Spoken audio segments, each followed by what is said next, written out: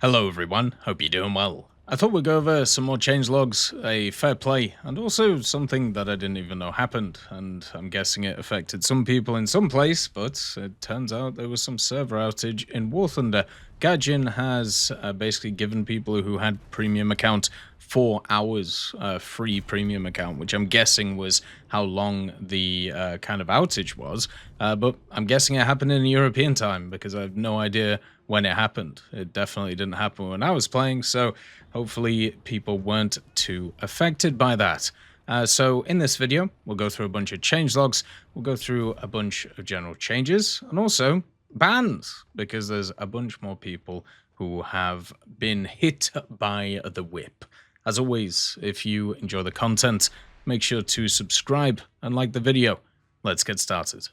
So Gaijin has done their fair play for July, or at least the start of July. By the way, happy Canada Day. Thought I'd let you know. This might actually come out on the 2nd of July, so if it does, happy Canada Day for yesterday, so always fun. Basically, Gaijin banned 4,679 accounts, and these accounts mainly violated the rule of automation of gameplay or using cheat software. So basically, a lot of people are still botting, a lot of people are still cheating, and it's pretty nuts. There was 469 people who were also temporary banned for intentional team killing, ramming, or griefing. So that's kind of set up. Remember, make sure to protect your Gaijin account, get two-factor authentication. You can use the Gaijin Pass, which is a kind of authenticator app, which also has a bunch of news items on it for War Thunder. You should do it. Like, just do it so you protect your account. There's too many stories nowadays of people getting their accounts nicked and people cheating on them, and then either just doing it for fun and then getting banned, or people who have kind of like left the game and then their accounts get stolen and then they get hacked on, and then basically they try and sell them on from there, and it's just all over the place. So it's much better just to try and protect yourself. Also, at the same time, I have seen some people who have found out that other people have had access to their account, which aren't them. And then what has ended up happening is they kind of let them grind for them because they're like, ooh, free RP, that's fun. They can grind for me. And then they get banned. So once you see somebody who has access to your account who shouldn't have access to the account, make sure to report it, and also change your damn passwords and also your two-factor. So just make sure your stuff works. Like recently, I've been playing a lot of Broken Arrow, right? Which is a new kind of RTS that's come out, modern day, very similar to Warno, but some things are slightly different with it. But they have a rampant cheating problem right now when it comes to their multiplayer side of things, and it's incredibly annoying to play. So yeah, it kind of shows that the problem that you have when they're trying to deal with cheaters, and then they just kind of take over everything. And luckily, when it comes to Gaijin, they've put a big foot forward in trying to deal with all that stuff, which is great. There was also another update, 2.47.0.28. This came out on the 30th, and the first point of it says, we're aware of some cases where issues with missile damage and guidance can occur. We're continuing to work on these issues as soon as possible. So it looks like there's still an issue, which is wild to me, because they said that it was fixed, so I'm guessing they didn't fully fix it. Or maybe it's one of those problems which has multiple problems with it inside of it, which is crazy, because once again, we go back to the fact that this is kind of a game-breaking issue if you can't trust your eyes when it comes to what you fire. If you are trying to destroy a target and you fire a missile at them and it's supposed to die and it doesn't die, then that is kind of game-breaking. It's something that, at least for me, I remember back in the day with guns, like cannons and machine guns, this happening a lot, where you'd set up on a target perfectly with something like a Spitfire Mark II or a Mark V, and you would hammer them with the Hispanos, and it didn't do anything. And then because it didn't do anything, they would just turn and kill you because you are now out of position. It's one of the most annoying things when it comes to any game where it doesn't function how it should. So I understand people's frustrations when it comes to this missile damage and it not working properly. Hopefully they can get this fixed, because I honestly thought it was fixed a few days ago. And it obviously isn't if it's still affecting some players. So if they can get it sorted now, that would be fantastic. and hopefully they do it soon, because once again, as kind of distrust turns up, it's going to cause a huge issue, not just with the actual gameplay, but also with the way that people see it. It's kind of like when you think the game is full of cheaters all the time.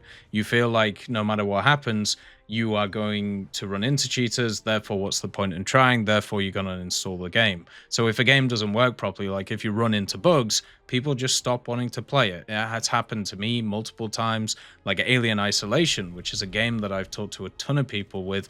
They've really enjoyed it and loved playing it.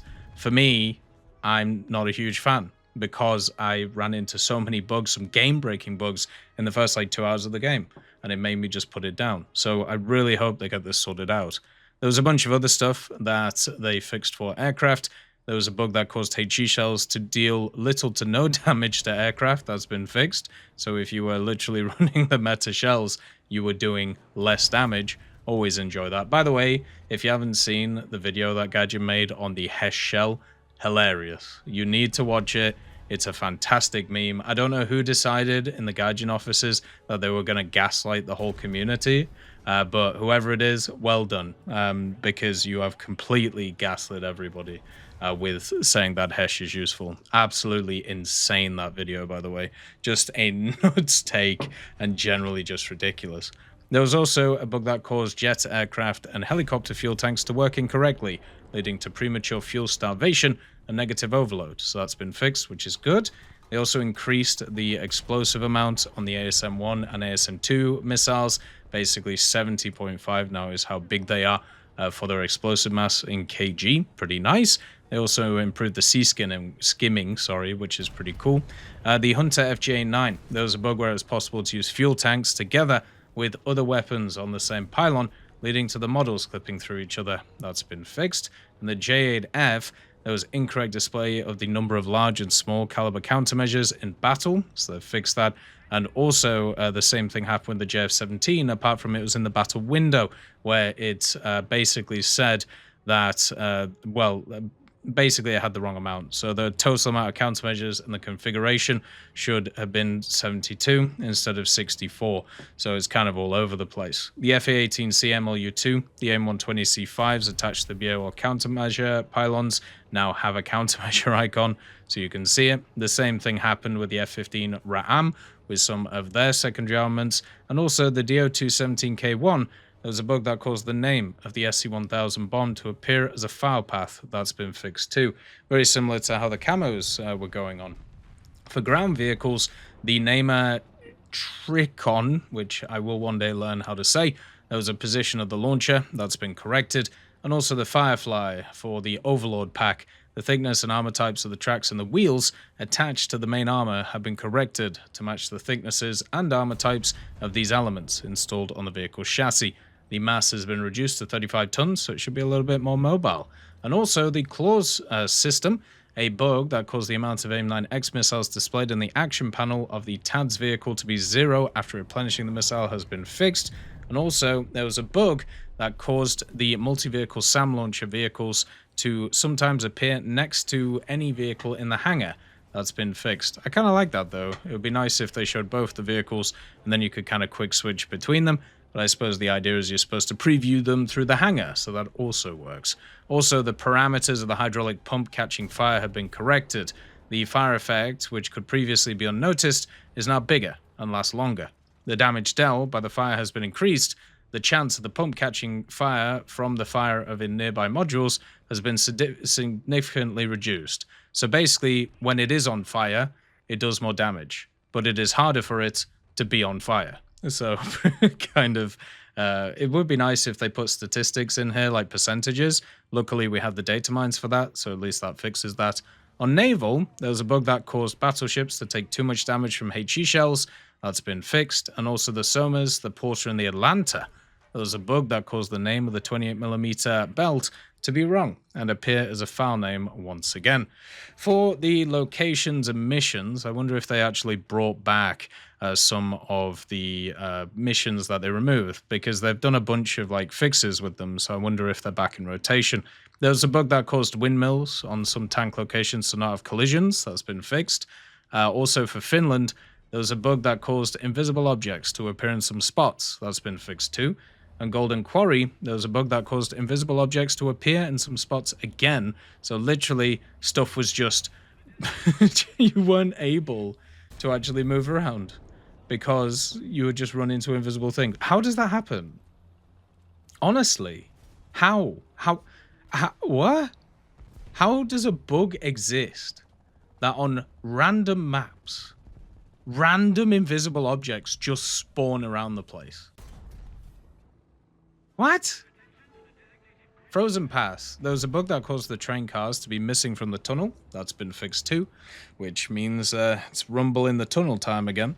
For Kuban, an unintended position on the hill in Grid Square E7 has been blocked by the addition of a game zone exclusion. Sad, these good old maps get smaller and smaller every update. And also, cloudy weather has been removed from the bad weather list. Thunderclouds weather has been added to the bad weather list. So they obviously added the wrong one. That, I think, is probably the most annoying change of the update. So what they did, basically, is if there is bad weather, or if the game deems bad weather, it auto-spawns you on the airfield, so therefore you have to click it in order to not spawn on the airfield, you have to spawn in the air. And it's just one of those things where it's like muscle memory, where you basically just like click to battle every time, and then you're like, oh, what am I doing on the airfield? So I hope you can default it in the options. I understand that it will kind of keep the option that you pick once you get it, but a lot of the time it gets defaulted back to default. So it would be nice if there was at least an option for that. Also on the interface, there was a bug that caused the inability to test drive a ground vehicle with rockets if it did not have the ability to change the ammo amount of loaded rockets has been fixed. Once again, how does that happen? And also a bug that caused the ability to enable VSync in the graphics settings when NVIDIA Reflex Low Latency was turned on has been fixed, which, you know, if you don't know about Reflex Low Latency, that prevents VSync from functioning. There was also a bug that caused the ray-traced reflections of explosions to have a colorful artifact to it. That would have looked nice. And also a bug that caused the sound of autoloaders to not stop playing when a vehicle with one was destroyed has been fixed. If you haven't heard the new autoloader sound on the T72 and also T72-like vehicles, it sounds amazing. Like they've done a great job. It really, really sounds good. Also on stuff like the M1128 as well. The customization, the Silver Star and the Star and the Circle decals now available for use on French vehicles, which is cool. And also a bug where automatic camouflage selection would not select camouflage in Hungarian vehicles has been fixed as well. So nice to see all of that stuff moved on. There was also one from today as well, update 2.47.0.32, with just a few little changes. There was the Z10ME. They actually fixed the LDIRCM, which is what we talked about the other day in the data mine. Basically, it didn't have 360 coverage, so therefore it just wouldn't work properly. Now it does. The MiG-29 Sniper, there's a bug that caused the animation of the air intakes to not play. That's been fixed too.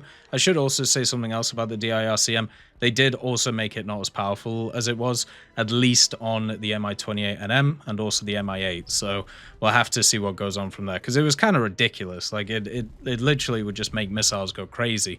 So hopefully that's fixed. For ground vehicles, the Sherman Firefly, there was a texture of the side skirts. That's been corrected. Fantastic. There was also a bug where it was not possible to complete tasks to obtain camouflages for multi-vehicle SAMs, and that has also been fixed. And a bug that caused each destroyed multi-vehicle SAM vehicle to reduce the number of available respawns in Ground Arcade has been fixed. That's kind of funny. But yeah, glad that they got that fixed. The camouflage one is really annoying, because basically the kills that you got were not counting towards your camos because it was counting them as separate vehicles. But now it should be fixed, so at least there's that. So a bunch more little bug changes. Like, to be honest, most of these, apart from the missile stuff, are really small. But, you know, it's good that people are reporting them. It's good that these are getting fixed. And hopefully by the end of this week, everything will be good. Let me know what you think about the update. And as I said, happy Canada Day. Hopefully you have a great day. Look after yourselves. Peace be with you. See you next time. I'd just like to thank GMG Smiley, CD Beans, Chieftain Mike, EMN3 Galaxy, Tulio Pontecorvo, Brendan Quinn, Carrion Crow, Gus Irenicus, Pyman, Wartinder, Teddy, Daniel Stanton, Martinez, B. Young, Ozzy Panzer, Alan Hacker, Liam Shear, Opium Prime, Lafouche, Sem Aslan, Uncle Bean, and Derek R. for supporting the channel.